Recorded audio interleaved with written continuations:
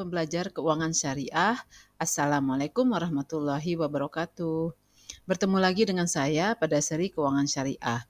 Kali ini saya akan membahas tentang jenis-jenis sukuk dan skemanya. Kalau ada masukan silakan diisi di kolom komentar ya. Sebelum masuk ke pembahasan setiap jenis sukuk, mari kita pelajari dulu skema dasar sukuk. Karena apapun jenis sukuknya memiliki skema dasar yang sama. Terdapat dua pihak utama, ya. Pihak pertama adalah investor dan pihak kedua adalah penerbit atau disebut juga dengan emiten atau issuer atau originator. Nah, investor berinvestasi menyerahkan dana kepada penerbit atau emiten dan menjadi pemilik atas aset pendasar yang disepakati atas investasinya tersebut. Penerbit kemudian mengelola aset pendasar tersebut dan menghasilkan laba, sewa, atau fee.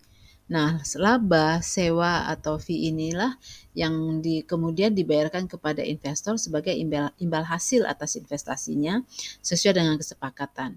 Tentunya ada bagi hasil antara investor dan pengelola aset ya. Nah, pada akhir masa sukuk dimungkinkan juga sukuk tersebut dibeli kembali atau dikembalikan kepada investor ya, dan aset pendasarnya menjadi milik penerbit sukuk kembali.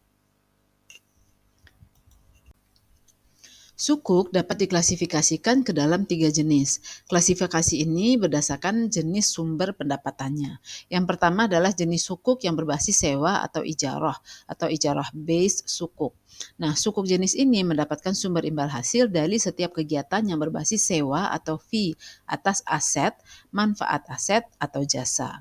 Nah, yang kedua adalah sukuk berbasis jual beli atau utang piutang atau sale atau debt based sukuk.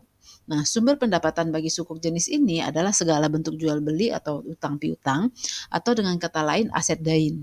Nah, disebut juga dengan sale atau sale based sukuk. Yang ketiga adalah sukuk berbasis partisipasi atau kerjasama atau partnership based sukuk.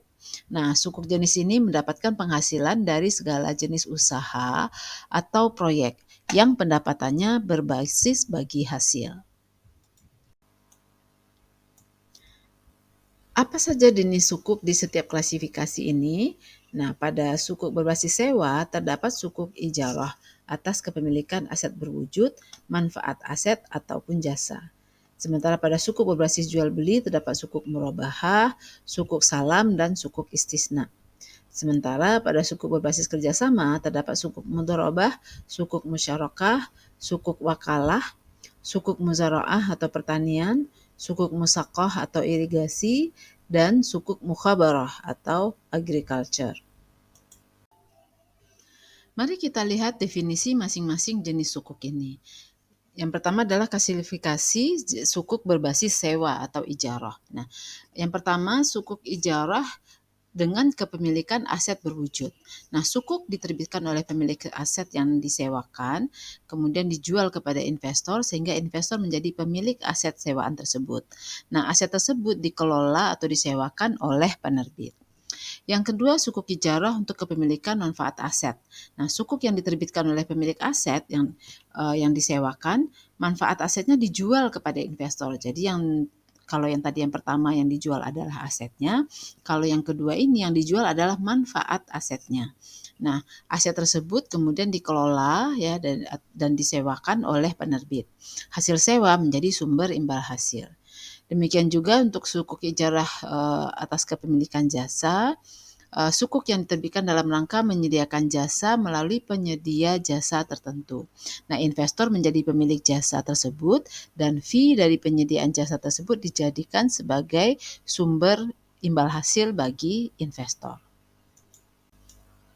Klasifikasi berikutnya adalah sukuk yang berbasiskan jual beli, di mana SPV akan membuat akad jual beli dengan originator.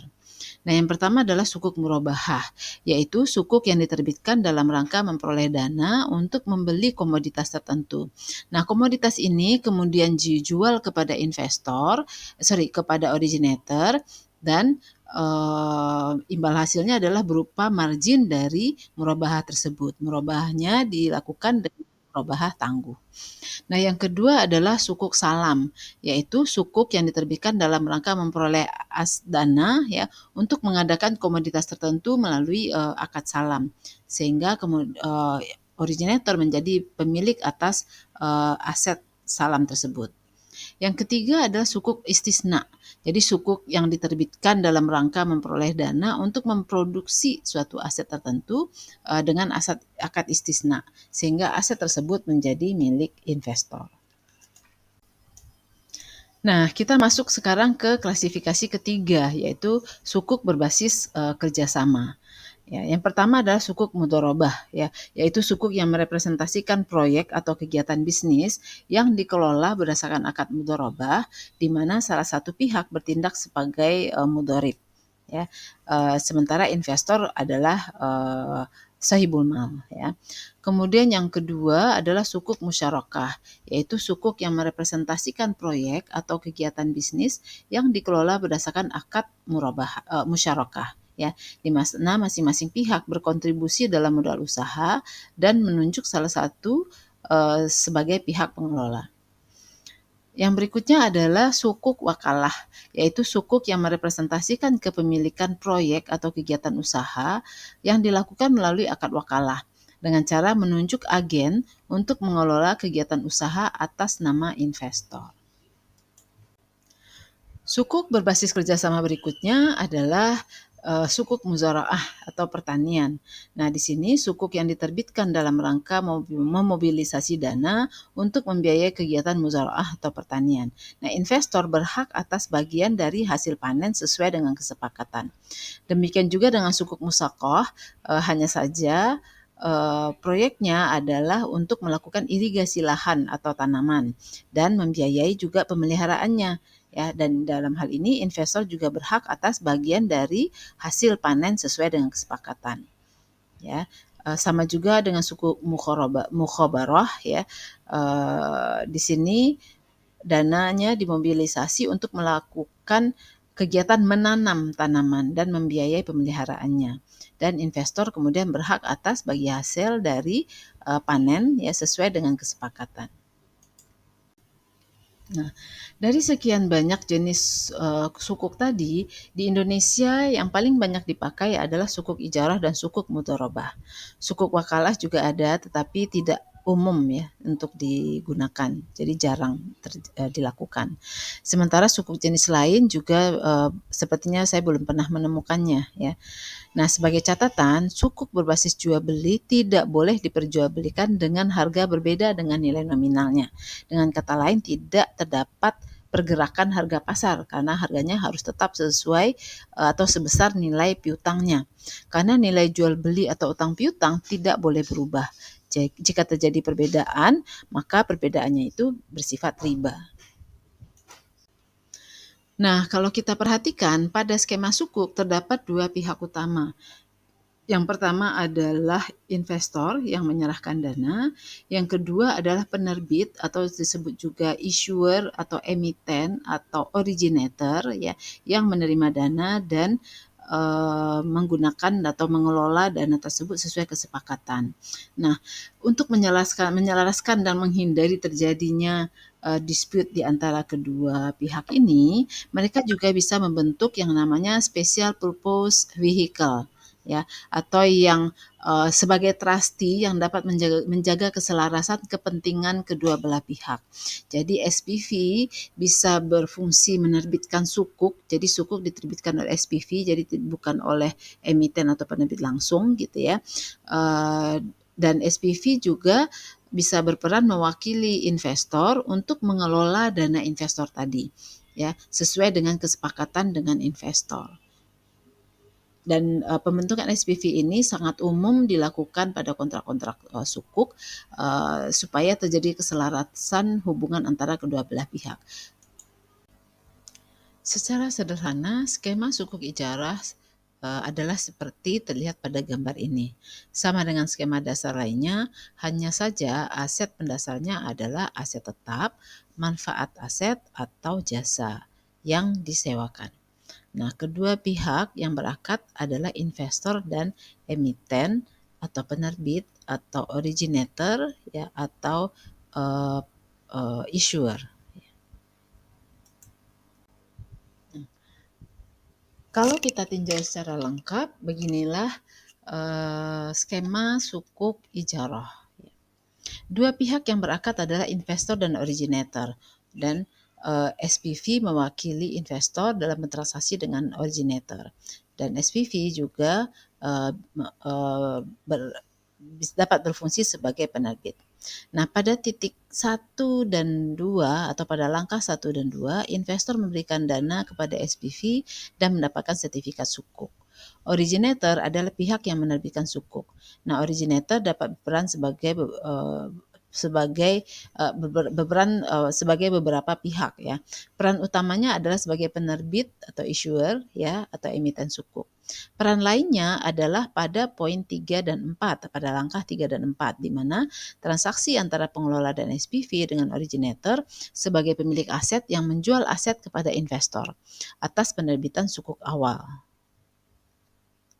Sementara pada poin 5 dan 6 ya, di sini originator berperan sebagai penyewa aset pendasar dan tentunya menjadi sumber pendapatan juga atas produktivitas aset pendasar tersebut. Nah, pada saat sukuk berakhir dan investor melepas asetnya kembali, originator berperan sebagai pembeli aset tersebut ya kembali menjadi milik emiten kembali ya. Ini terjadi pada langkah ke-8 dan ke-9. Nah, originator juga berperan sebagai agen dalam transaksi yang dilakukan, misalnya merawat aset pendasar dan seterusnya. Dan pada poin 7 dan 10 ini merupakan pembayaran kepada investor untuk imbal hasil rutin pada poin 7 dan untuk pengembalian modal atau pembayaran atas pembelian aset pendasar yang dimiliki melalui sukuk itu pada poin ke-10.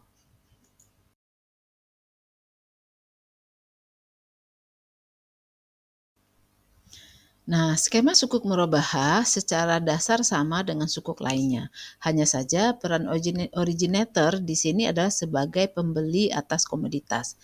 Nah, pada langkah 1 dan 2, investor menyerahkan dana kepada SPV sebagai wakil dan mendapatkan sertifikat sukuk. Nah, pada langkah ketiga, dana yang didapatkan dari investor tadi dibelikan oleh SPV untuk membeli komoditas kepada pemasok. Nah, selanjutnya pada langkah 5 dan 6, aset pendasar ini dijual kepada originator yang berperan sebagai pembeli. Akad murabahah dilakukan secara tangguh ya. Jadi nanti pembeli akan membayar secara mencicil ya kepada SPV. Nah, selanjutnya pada langkah 9, uang hasil penjualan diserahkan kepada investor, yaitu harga jual mencakup nilai modal dasar ditambah dengan margin penjualannya.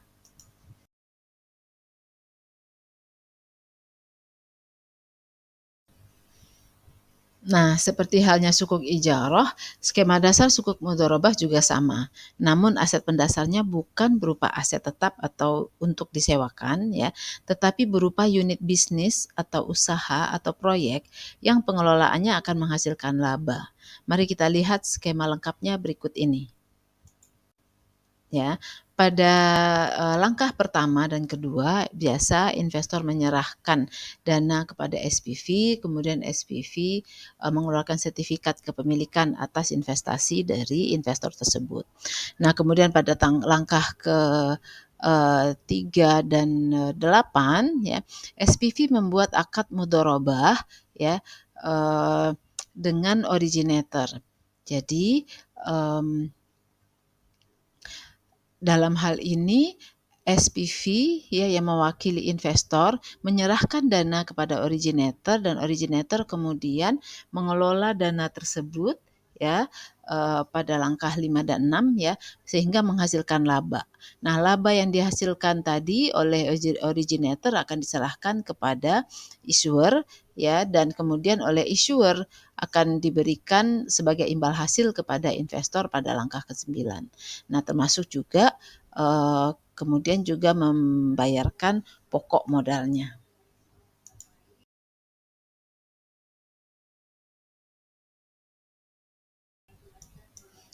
Nah, demikianlah kalau kita simpulkan ya, jenis sukuk tergantung pada jenis akad transaksinya. Sukuk pada dasarnya sama saja dengan akad langsung pada umumnya, hanya saja pada sukuk dibuatkan surat kepemilikan atas kontrak ya. Kemudian kinerja sukuk juga tergantung kepada kinerja aset pendasar. Apabila aset pendasarnya dapat dikelola dengan baik, maka imbal hasil yang didapatkan investor juga akan baik. Ya, demikianlah sebagian dari skema sukuk. Skema sukuk lainnya dapat pada dasarnya sama, hanya saja terdapat variasi dari jenis akad antara investor dan originator ya yang juga dimediasi oleh SPV.